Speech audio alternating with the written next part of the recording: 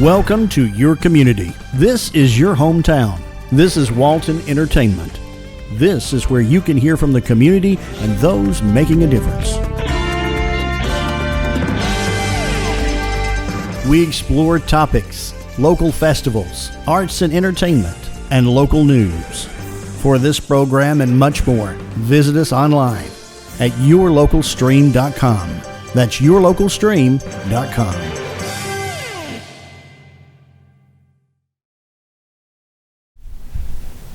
Hello, I'm Jody Johnson. I'm here with another recreation report. We started school, and I know everybody's a little bit cautious of the COVID that is somewhat spreading back out again, since school has started back.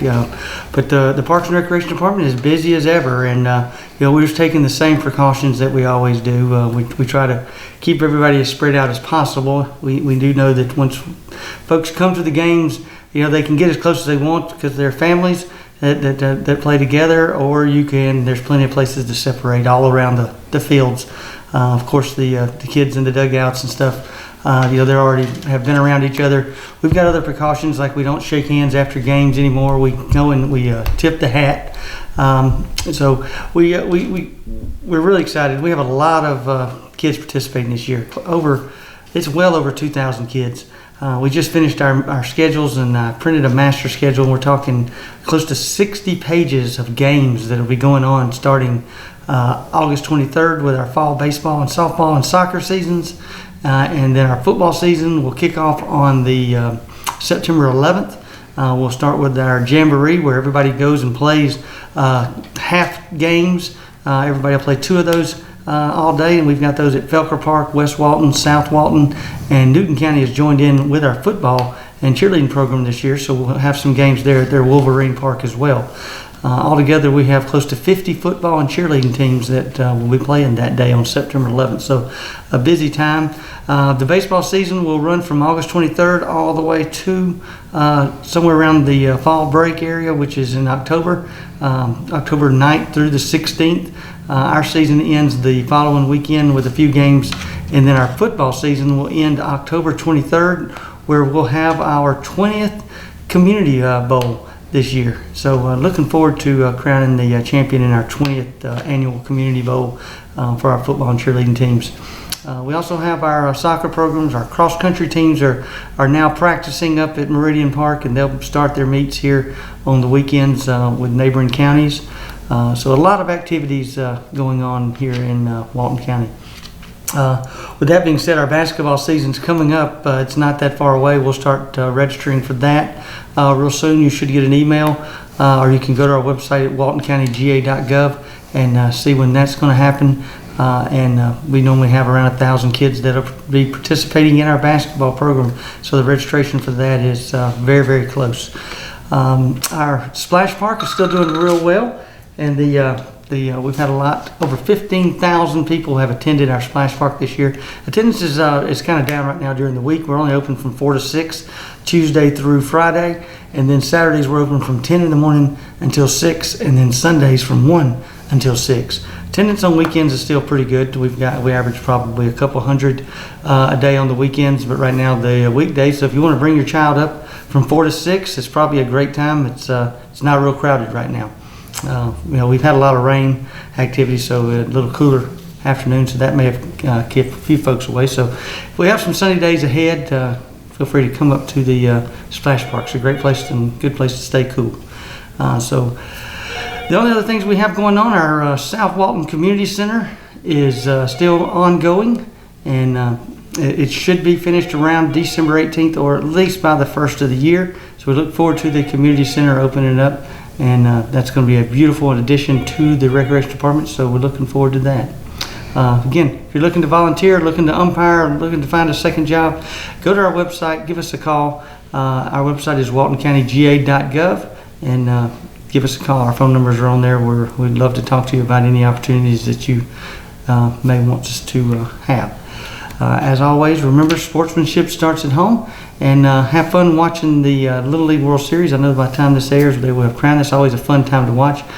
We do not play that brand of Little League here. We play a little more advanced baseball with our kids, where they have what's called open bases. We play off in more traditional baseball is what our folks like to play. So, again, it's always fun to watch that on TV. It's good, quick games, and good luck. I don't think Georgia is advanced, but we'll see. Hopefully they will come back and do well.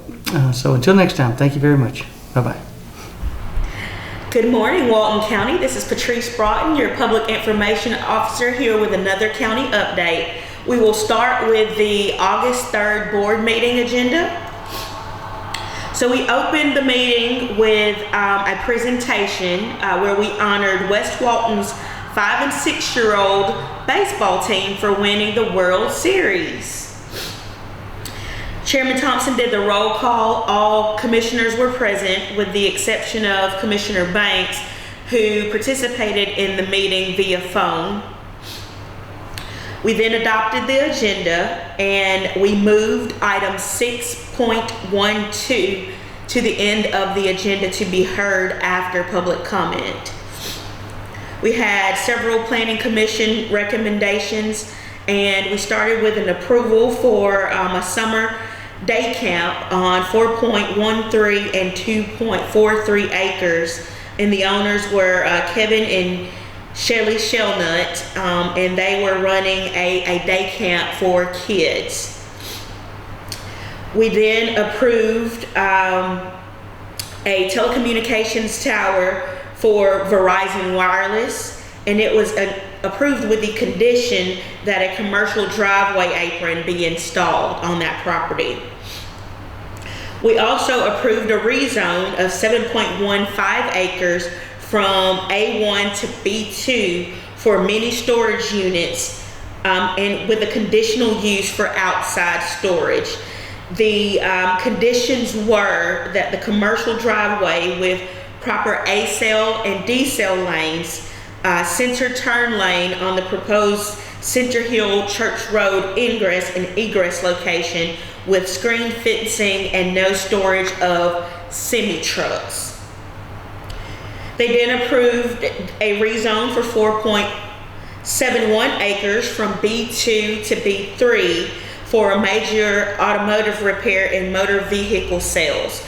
And they approved that with conditions as well, with the hours of operations being from 8 to 4, and then the automotive repair and automotive sales only could be contained within the fence area as shown in the site plan. They also approved an amendment to the Walton County Land Development Ordinance per errata sheet number 4 that was tabled from the July 6th meeting. They approved an ordinance where planning and zoning can use third-party inspections. They also approved the proposed amended fee schedule for planning and zoning, and you can find that on the website. And they approved a road name change from Mount Ena Church Road to Mount Enon Church Road to match the name of Mount Enon Baptist Church. They approved several resolutions at August board meeting with the adoption of millage rates for Walton County and the adoption of Walton County Board of Education millage rates, and also adopted a project length budget for the extension office building, and also a project length budget for resurfacing and LMIG striping. There was discussion to approve the motion to dissolve the contract for Davenport and Company, and they are the company that we were using for our bonding. We then had several people come up for public comment to speak for the opposition of the jail, and those were given by Daniel Corbin, Melinda Quinn, Jason Sams, Colby Hanson, Sam Davis, Chris Hall, Laura Gross, Rita Dickinson, Gary Finley, Sandra Davis, and Debbie Bouchard. They then discussed the proposal for precision planning to complete a site plan for the new proposed location for the jail. There was no executive session held, and the meeting adjourned at approximately 8:25. We have some projects going on in Public Works that we think the public should know about. They have completed their resurfacing on Broadnax Mill Road and are currently building shoulders to finalize the project. Excuse me. Their current resurfacing project has begun on Roy Malcolm Road, with upcoming resurfacing projects to be held on Mount Carmel Church Road.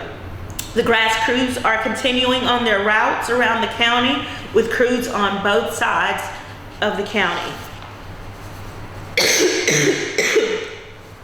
We also want to alert the public that we will start back taking temperatures in all of the county buildings and offices, and anyone with a temperature above 99.9 degrees will not be permitted to enter any of the county buildings. And we're also keeping an eye out for those who are experiencing COVID-like symptoms.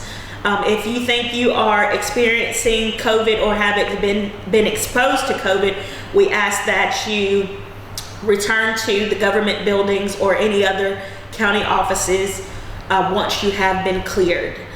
We hope everybody is staying safe, and as always, if you have any questions for us, please give us a call here at 770-267-1301. You can also find all of this information on our website at waltoncountyga.gov. Thank you. Hello, I'm Kenny Sargent with Keep Walton Beautiful in the Walton County Recycling Center. I want to thank everyone for tuning in. We're staying busy down here at the center. We're starting to get some of our stuff together for our Rivers Alive event that's going to be Saturday, October the 9th. We are still letting people volunteer for that event. If you're with a group, a business, organization, church, anything, and you're looking for something to do, give us a call. We can set you up in an area to clean up. We can tell you a little more about the event. It's a wonderful volunteer opportunity. So we are still looking for volunteers. We're taking calls. We're going to set people up in some different locations, and we're moving right along with that. We're even starting to look forward to our America Recycles Day event.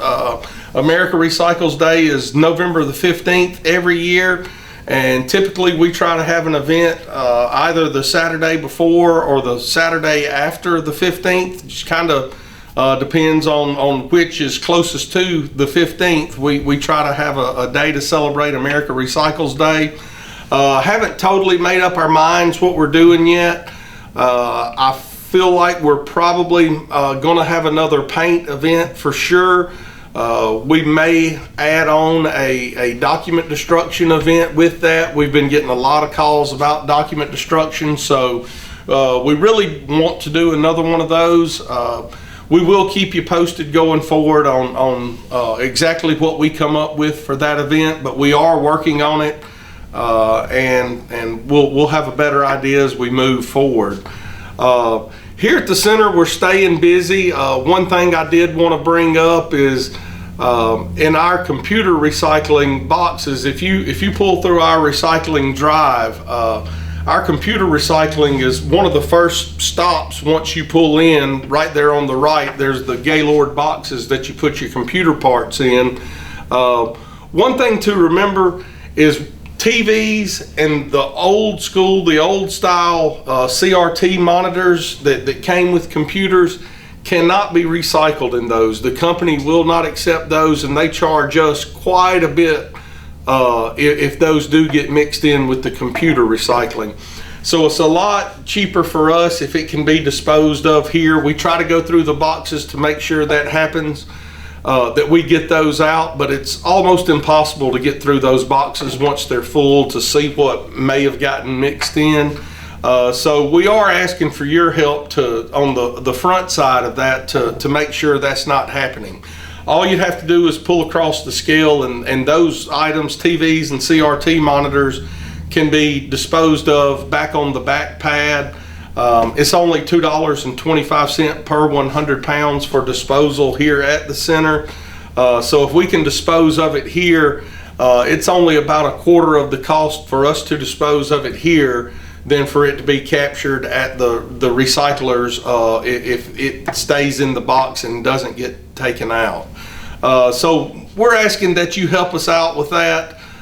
We have been charged for quite a few TVs the last couple of times we've sent off our computer parts.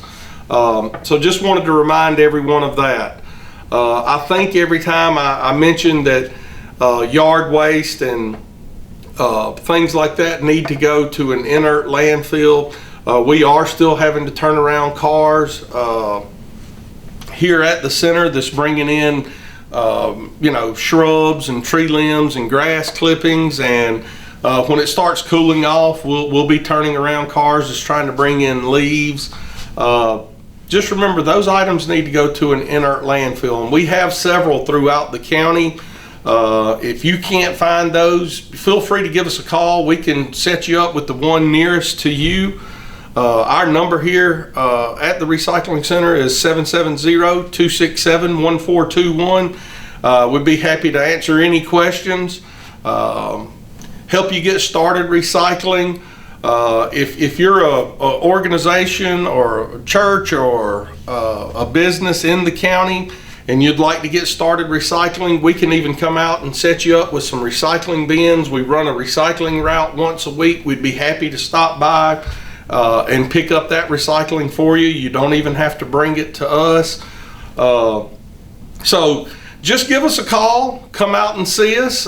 We'd be happy to show you what we're doing here, some of the things we're going to try to do in the future. And until next time, take care. Creative Artists can offer you a wide range of video production. Call the experts and discuss your project today, whether it's your special event or your company. Creative Artist, 770-267-7368. Creative Artist produces this program you're watching. Call Creative Artist today, 770-267-7368. Creative Artist, they'll put you in the spotlight.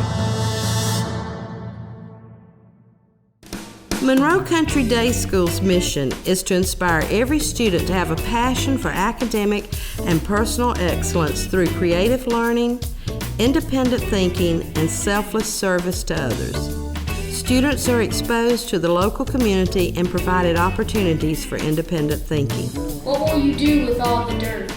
Some of the dirt you see has been hauled over here because they're going to have to build the finished floor, the elevation of the building, so that it's got to have the right kind of soil that will compact and tighten up for the footings of the building. Monroe Country Day School values the whole child. Therefore, we believe in a holistic and integrated approach that involves the development of the student academically, personally, and socially. Monroe Country Day School believes that creative learning produces independent thinking and fosters a love of learning. Excellence is applied to all that we do. We strive to foster students that are pursuing strong academic and personal excellence. Project-based education is integrated into our curriculum. When we go back in the classroom, we need the combined weight of you guys because we've got to figure our bridge, our mass bridge weight ratio, okay? You got to figure out how much weight it was that finally broke your bridge, okay? We need a scale for that. And then on Monday, we're going to redesign. We figured out where some of our flaws are. We're going to spend another week redesigning, all right? Monroe Country Day School offers personalized education that begins with the personal knowledge of each student academically and each student's personal story. We believe that taking personal responsibilities for one's academic and personal choices produces strong, independent, capable and confident citizens. Students are taught responsibility for self, peers, and community. Through service to one's peers and community, an equipped leader finds personal growth and fulfillment. We facilitate this leadership through providing experiences of service. Respect is the basis for good dialogue, independent thinking, and mutual enjoyment of life lived in community. Monroe Country Day School is designed for families who see the value of educating the whole child.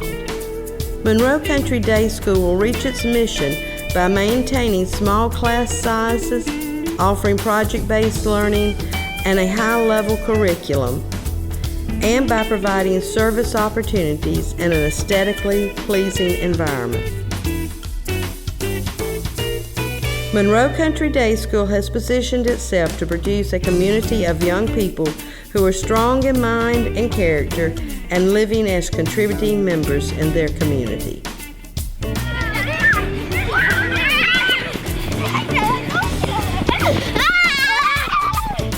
For more information, please contact Mandy Wellington, Admissions Director, at 770-267-8955. Welcome to Focus. This segment is an opportunity for us to focus on what matters with people, places, and things. I'm your photographer, Darrell Everidge. And on this episode of Focus, I sit down with Monroe Mayor John Howard. We talk about the things that are going on in the city and things to come. And Mayor Howard, thanks for being back on Focus again. It's our second time on this. I know, and I appreciate the opportunity. And time has certainly flown. It has. A lot has happened in Monroe since the last time that we talked. I think the big thing then was, when are we getting a Publix? And now we can see that it's coming out of the ground. Right. We'll be selling groceries. They will be selling groceries, I'm guessing January. And as a matter of fact, they are telling you right now that there's no doubt they will be selling groceries in January. Wow. So that's been happening pretty quick, and yet it seems like it's been a long time too. Right. So. Well, I was telling my friend Jason Sam, sometimes things seem to move at a snail's pace until you look back from 3 years ago and realize all the things that have been accomplished, all the things that have gone on. So we're in a real good spot right now. Okay, and tell us a little bit. The election's coming up this year, right. And as of right now, do you have an opponent? Nobody's come forth yet. As far as I know, somebody might have qualified this morning. At this time, we have a real good quality council. People who are up for election. Tyler Gregory, he took Wayne Adcock's place in a special election. So officially, he's up for his first elected full term. Tyler's been extremely engaged. He's finance committee chairman. He works very closely with Beth Thompson, our finance director. Ross Bradley, probably really the most well-liked guy in town. I mean, I haven't found a fault in Ross. And then David Dickinson he's just one of the best people I know. We don't see things eye to eye a lot, and I'm fine with that. And we don't all need a bunch of yes men, but I want somebody who's going to stick with his convictions, and that's David. David's a former mayor. He's an attorney. He is very methodical in his approach to handling the business of the city. And then I'm up for election too. So, and I know that he was really the forefront of don't put that jail over here on right. Church Street. And I know that you met with the chairman. Right. And you two got together. Can you tell us a little bit about that meeting? The chairman came in, and he's a good man. He is following through with what he said he was going to do. Perfect storm would have been, hey, I'm going to tell the folks that I'm putting it at Church and Hammond, we're going to get them all fired up. Then we're going to move it. They're going to get a win. And I'm going to get to do some of the other things that folks may not have thought about. And I think preferably for us, I think probably for everybody in the city, we know it needs to be in the city limits, but preferably it would be at Cherry Hill. I think that would be a great place. It's industrial. Our public works is out there. You could also outsource the prisoners, $4 million a year. Do that for 30 years, and you're only spending $120 million. And that's not realistic, of course. Another option would be move streets and transportation from where they are right now to the Cherry Hill corridor, and then rebuild on the same site as the current jail. They've not wanted to do that. Apparently, he said the hydrology is not good for more than 630 beds there. So he wants to be able to expand. And, David's doing this from an approach of what's best for Walton County for the next 30 years. I think the Baker Street, really is Georgia Avenue. That's the name of the road that leads right in front of the county building.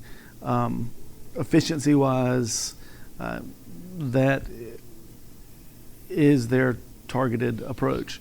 Now, when you take into account the amount of total money that's being spent on the jail, the mental health facility, the drug rehab treatment center, and I don't really know his exact titles for it.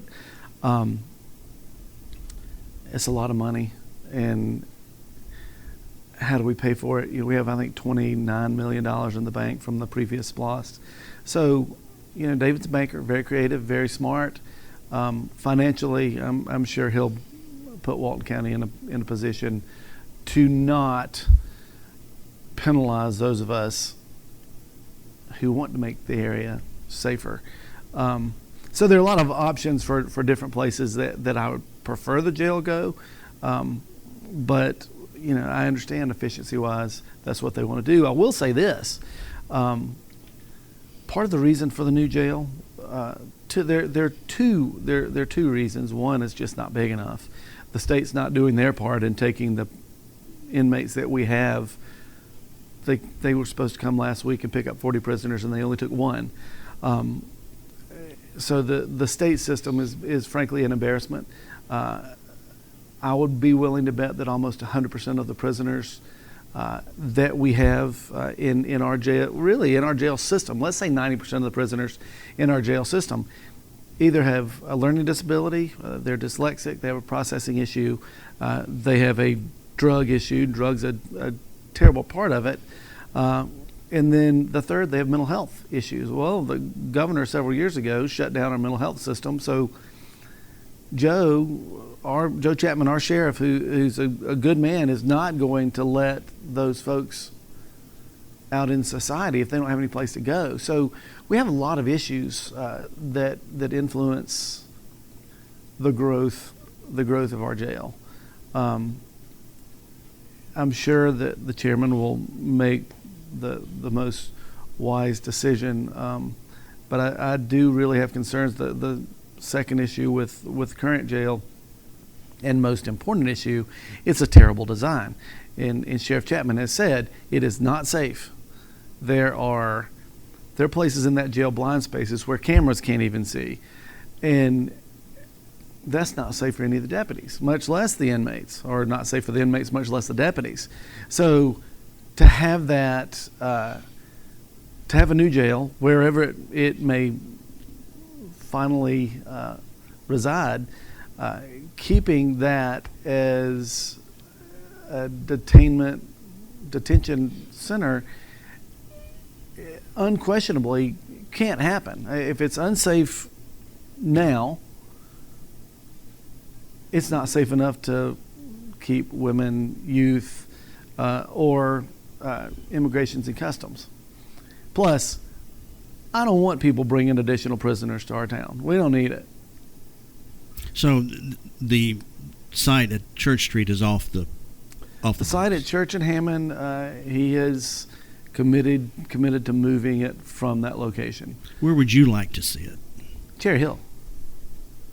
That doesn't make the most sense efficiency-wise, but I know the Carrolls live there. Love Tyrone and Clarice, and they would be fine with it. I talked to them again at the farmers market on Saturday. And please go support her. She's wonderful. It's Public Works is out there. It's an industrial area. It's out of the way. Probably not great to see a jail from 78 as you enter the city, but still, is it the chosen location from the majority of the folks who live in the city that I've heard from? Yes. But again, and I said this when I was interviewed originally. I was interviewed by Monroe Local and the Walton Tribune, and both via email, and I replied, I would rather deal with where jail goes than I would with having to let prisoners out because we can't house them. We've had to turn away a lot of folks just because we don't have space for them. So, and many mayors across the state don't even deal with a jail going somewhere. It's kind of something that was thrown your way. So Well, I don't, the good news is we will deal with it as a city. I grew up here. I've seen our downtown starved. I have seen us battle weather-related incidences in 1993 when the downburst happened and knocked down, several buildings in town.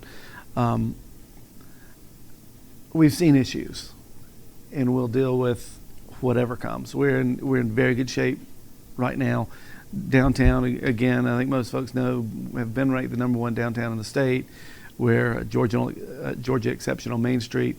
Our events draw thousands whenever we do anything. We had Dino Day last week. There were people everywhere.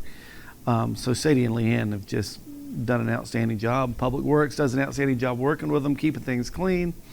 They're delivering 60 tons of trash to our landfill or transfer station on an annual basis. That doesn't even count the amount that when Chris Couch, who's a friend of mine, works with the county, takes their inmates, the community service folks out, picks up trash along the roadways on McDaniel, Ammons Bridge, through town. And he takes a couple of tons a week. So you're talking hundreds of thousands of pounds of trash that is generated not only, of course, by our events, but just the day-to-day maintenance of our area. And the police department's moved over in the old Food Line building, and that's that section of town over there. Right. Is there any plans to revitalize that section? It seems like everything goes over to the Walmart section over there, mm-hmm. and it seems like that's full over there. Sure, and I get it. And what's really interesting and very good, #1 for downtown, they came in to the middle of downtown at an area that things were starting to revitalize. We have a lot of presence in town, which is great. Now everything's full. The old Food Lion, which was I don't even know what the name of that was, but we're calling it Blaine Station now. But that building was empty, and we found a way to get that. So we have renovated everything in there. The police station's now moved.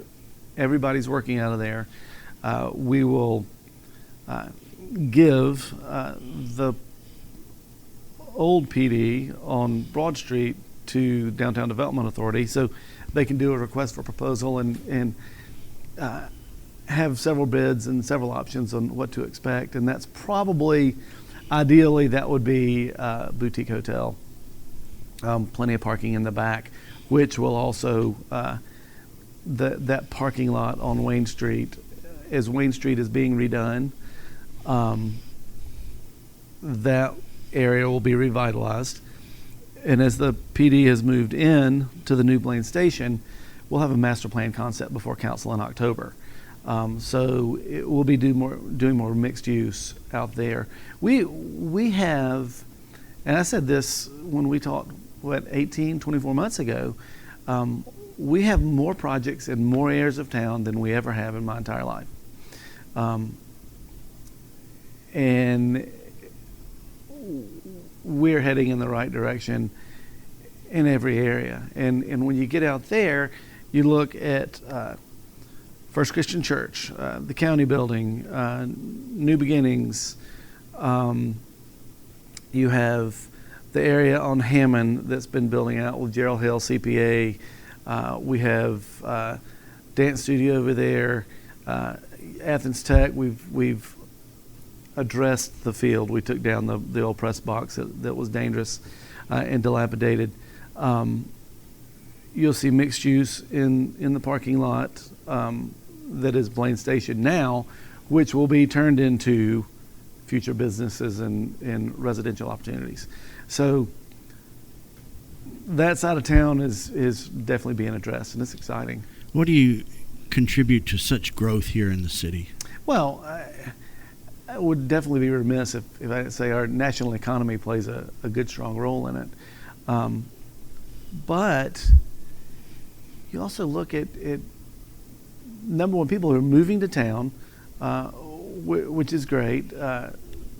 Retail opportunities, which are growing and gosh, they're increasing every day. You look at the Publix is coming, the Five Below Ross, Marshalls, Ulta Beauty, Planet Fitness, Planet Smoothie, Huey Magoo's. So opportunities. Southern Brewing, which is actually a tourist spot. Folks come here for the brewery concept. We're redoing our downtown green, which is, folks see it now as that we've purchased the property. We'll start construction there in November. And that is going to be the crown jewel of our park system. Piedmont Hospital is now one of the top 10 hospitals in the state. Our school system has just been ranked among the top in the nation. And Nathan Franklin's done an excellent job there. We have private school opportunities here with George Walton in great shape with Gary Hobbs taking over. We have Monroe Country Day School with Rita Dickinson, who's just taken over the old, used to be a high school, but it was a community center for us.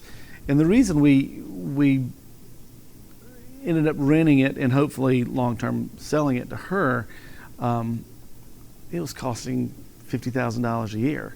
Folks weren't using it. It just was not being used for the intended purposes. And there's no reason to ding the taxpayers for $50,000 a year when we can actually keep us from losing money. And the town green is going to have an amphitheater there. Town green will have an amphitheater, bathroom, of course, sidewalks, benches, splash pad, and a fountain. And the amphitheater is going to be situated where the stage is? Right. Okay. Right. So you'll be sitting in the lawn like we do our concerts now and look back over at Southern Ox, and co-work at the Metro, that space over there. And if you're looking at that, to your left, there'll be some townhomes that are under construction on Madison that should start last month. So, we should see something happen there very quickly. And we saw the residents out of Conestoga Trailer Park move out of there in the past, and that property is sitting empty. Do you know what is plans for that? Actually, I do. That came in front of Planning Commission, I believe, last night. That was probably the most painful moment as mayor, and I apologize. That was the most painful moment as mayor because we severely impacted 63 residents. Number one, they were forced to move. The owners, what nobody knew is the owners of the property, the two brothers out of Forsyth County, let the sewer collapse. It was unsafe. Somebody had sabotaged the junction boxes over there. So they were just asking for a fire after we gave notice that in 60 days this is going to happen. wanted to give an extension there, but when we found out about that sabotage, they just had to go. Nobody wants to have that impact. Number one, on the men and women and children living there, but number two, if you really want to get down to it, they're averaging $1,000 a month in utilities. They were not obviously very efficient, but I don't want to take $63,000 a month and just kiss it goodbye. So anyway, what happened once that was shut down, and I hope all 63 of those families are in better shape. I do know for a fact that most of them are.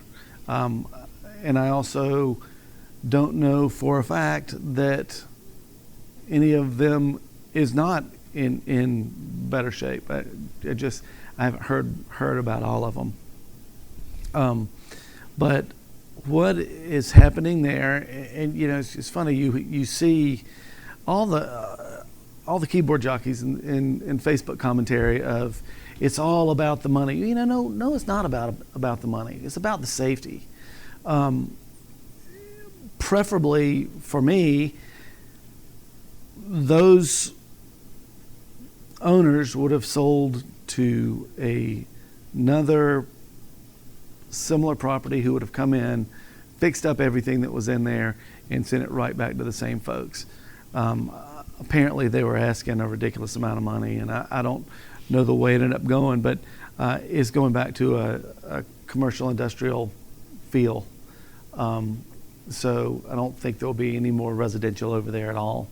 But as far as the city is concerned, we don't have any wishes on or any financial input or benefit from what happens over there, other than we want it to be loved and used and safe. And as a mayor, someone who's an elected official, what do you think about social media? Is it a love-hate relationship, or? Well, you certainly know people's feelings. I do. I am very active on social media, and frankly, I'm when people reach out, I will answer. Some folks don't like decisions I make, and I can give valid reasons. And if we all made the same decision, we wouldn't need anybody else. I can just say, okay, this is the way we feel today, and this is the direction we're heading. But I will make every single decision based on what I think is in the best interest of the people of the city of Monroe. So far, we're batting a pretty good average. And what about the North Broad Street area over there? There's some questionable neighborhoods over there. Well, when we say questionable neighborhoods, we've had some things that have gone on in a couple of those neighborhoods that you wish didn't happen. Shootings, drug-related issues, assaults, this, that, and the other thing. And folks say, well, why don't you just shut it down? Well, no, number one, I can't shut it down. But number two, were we to go in and shut it down, I can tell you there are some very, very good people who live there. People who live, and we'll take, and frankly, I'm thinking you're talking about Tanglewood. People on fixed income who pay their rent religiously. They have nice places. They're kept up well. But there are also some people in there who've rented to some questionable suspects. And if you notice, every time there is a shooting or a drug bust, it's not a bunch of folks from Monroe. There are people who are from Monroe who live in there, and that's happened, but it's always somebody coming from outside the area who doesn't need to be here. The phrase "rising tide lifts all boats," one of my favorites. We bring in more better commercial, industrial, retail, and residential opportunities. Property values rise. And the owners of those that have been taking really less than fair market value and just leaving their place slums are going to realize that there are financial benefits to fixing up their places, getting out the riffraff, and bringing in the quality folks. And if you have a quality person in your place who's kept it nice, you're going to keep a quality person in your place who keeps it nice. But there's some that really need to be addressed. And, you know, the bypass has been on the table for July. as long as I've been alive. July. So is the business folks in downtown, are they in support of this? Because in past years, people say, well, if they have the bypass, people won't come into town, they won't shop. If you, those folks who have said that, the two main opponents of the truck route are no longer in town. I mean, no longer own businesses in town. But I can look at Stripling's and tell you that if you have quality products and quality service, folks are going to come to you. So, and I use Stripling's because it's kind of middle of nowhere. It's 20 minutes from here, and it stays packed night and day. Right on 78, it's not real easy access for more than about 100 people. Ross Bradley, when he was managing Amici, said, my goal is to dominate in a half mile radius. We'll never have to worry about advertising again. I mean, and that's true. You dominate your area. If you're a good quality product, good quality service, you're going to do very well. Plus, 90% of the truck traffic is going to be gone day one when that truck route goes through. We really, the budget lets in July, a year from now, and construction should begin immediately. They are in the process right now of acquiring properties and doing some engineering work. But that's a state project, so I don't really have anything to do with it other than we went and begged and begged and begged, and now they finally came to the table. And I think everybody's ready for it. Oh, sure. And there's, speaking of traffic, and there's a lot in downtown. And right. Some of the pedestrians have been outside of a crosswalk and have encountered cars. What does the city think? Is there any kind of plan to try to make it safer? Well, there are lots of ways to address that. Very similar to the Michael Etchison intersection. We had DOT come out and do this study, and we've had 70 wrecks at that general area, whether it's Longhorn coming out of Carmichael's, coming out of the McDonald's area of Carmichael's, coming out of Michael Etchison, trying to turn left. People don't know whether or not they're supposed to yield.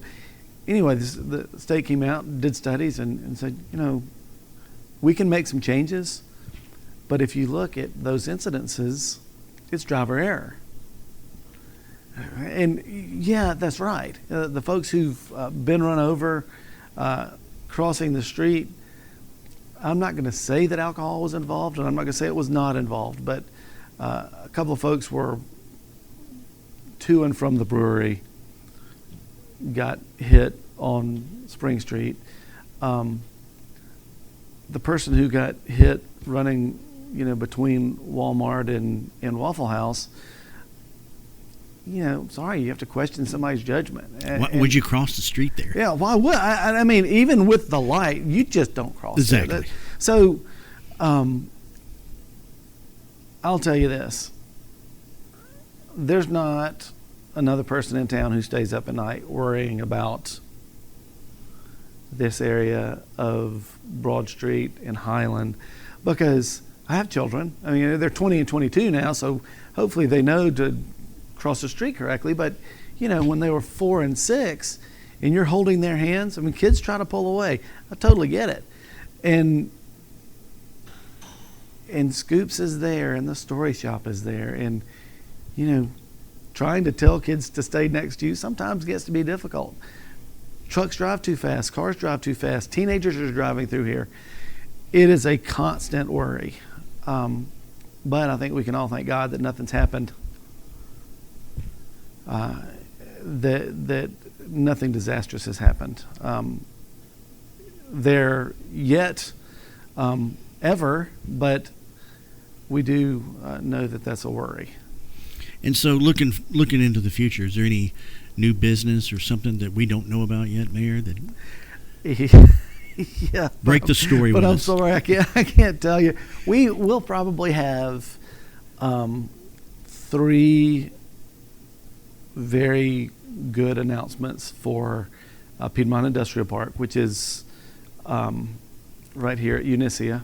Where The new road that they built there off of 71. Right. Right now we have at Piedmont Industrial we have Minerva, Walmart Distribution Center, another Walmart Distribution Center. We have Hitachi, of course, which is really our number one corporate partner in town. I mean, they're very, very active. Is the name of the road any kind of hint? Oh no. Oh, where did the Piedmont come from? Well, it's Piedmont Industrial Park. Okay. So yeah, it's always been that. We just have never had the entrance. Okay, so it's been there. It's been there in the past. It's just Right. no way to get to that area. Right. The only part of Piedmont Industrial Park that's ever been accessed is off Hitachi or off Unicia, which was the former name of Hitachi. Okay. So that's why it got that name. So you can't tell us who it is. I can't tell you who it is, but I'll also tell you that we have we'll have 3 businesses. One has already been signed and is on the governor's desk.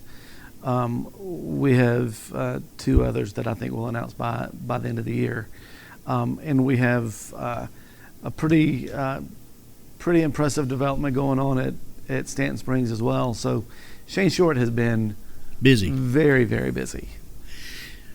And there are people in town, and I've mentioned this before, and I can't go through an interview without really saying how it all works. I'm a cheerleader. I'm very excited to be here. I will have a great council, and we lead the direction of the city.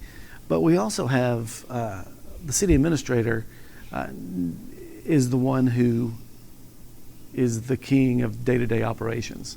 In Logan Probst,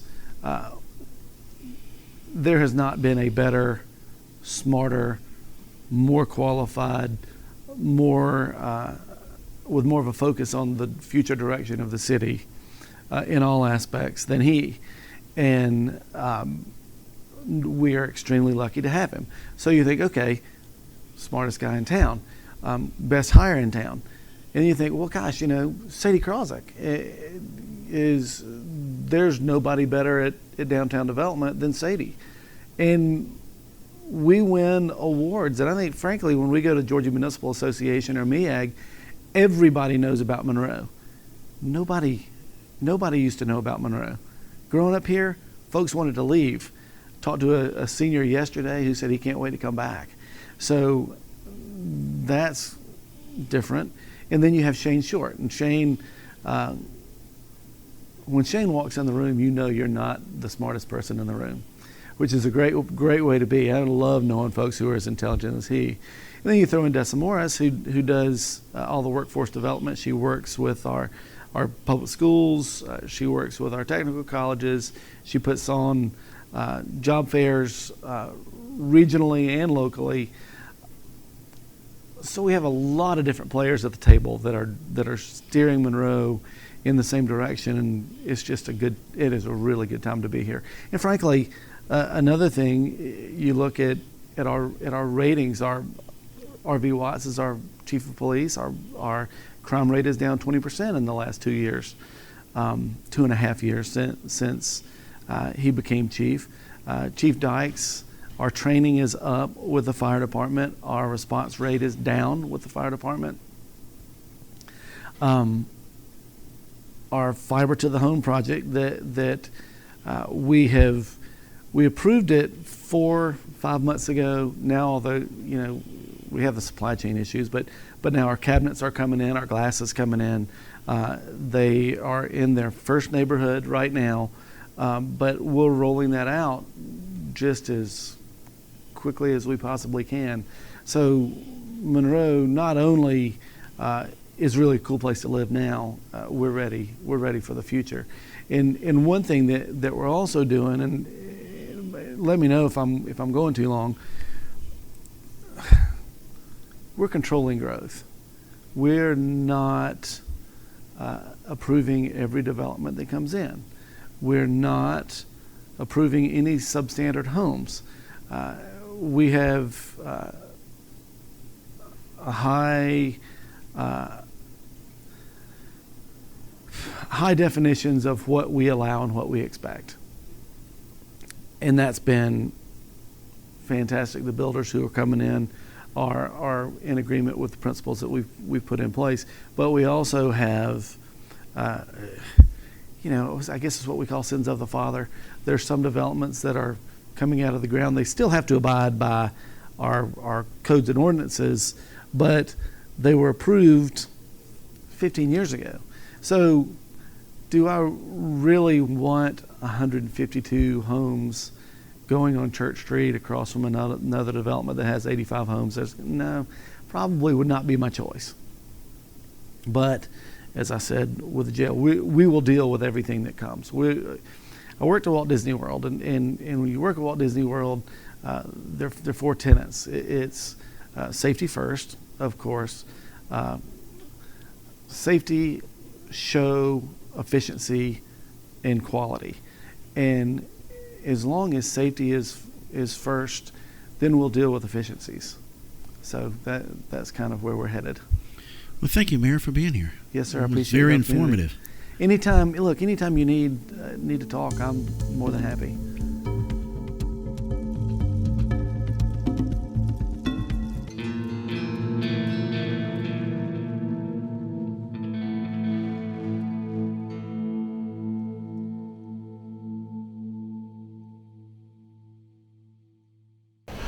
Woo! This show's getting hot in Walton County. If that's you right now, you may need to come to our splash park. In between Georgia, we've got water that's flying everywhere. It's going down and getting recirculated and coming back. And even if you're not in the water and you're bringing a child that's wanting to run around, sometimes if you just get downwind, you'll get some of the mist on you. So it's a great place to go. Let your kids have fun, cool off, and it's very, very affordable. We're doing it for $3 per kid. You can come out. We've got some folks that are there supervising. As long as you're 16 and up, you can bring a child and supervise them. It's a great place to have some good entertainment during the day. We're open from 4 to 6 most nights when school is in. We're open from 10 to 6 when school is out for the entire summer. The only day we're closed is on Monday. On Saturdays 10 to 6, on Sundays 1 to 5. So I hope to see you at the Splash Park, and remember, it's a great place to get out of the heat. Growing up in the South, I knew the value of that summer garden. A lot of us have busy lives now and can't have a garden. So if you don't want to eat out of a can, you either go pick it yourself at a farm, or you can take a short drive to the Crow's Nest. Well, the Crow's Nest started on a whim. We decided that this end of town needed a little produce, and there are several farmers out here that we buy local from, and we just decided to come closer to them. And Kim Crow, who owns the Crow's store next door, was gracious enough to rent this for us, and we got started 4 years ago.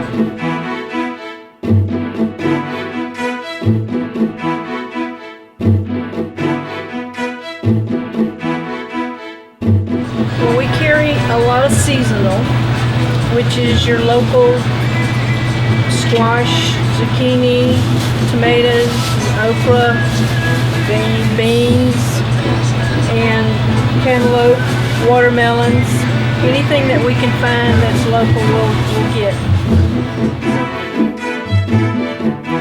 What really took me back was the smell. When you walk in this place, it is delicious to your nose. All of the fruits and the vegetables mixed together, it is amazing. Then when you walk through here, you see all this fresh produce, the fresh vegetables and the fresh fruit. It is amazing. I loaded up with some sweet corn, and it was delicious. I'll definitely go back. This is a great place. I recommend. The difference is freshness, and we strive to have the freshest produce in town. We go to the market about every other day to get fresh. Correct. And we get it local from our farmers, and the freshness has a better taste because grocery stores shelf, and that takes all the vitamins and the freshness out of it. So buying local is the best way to go.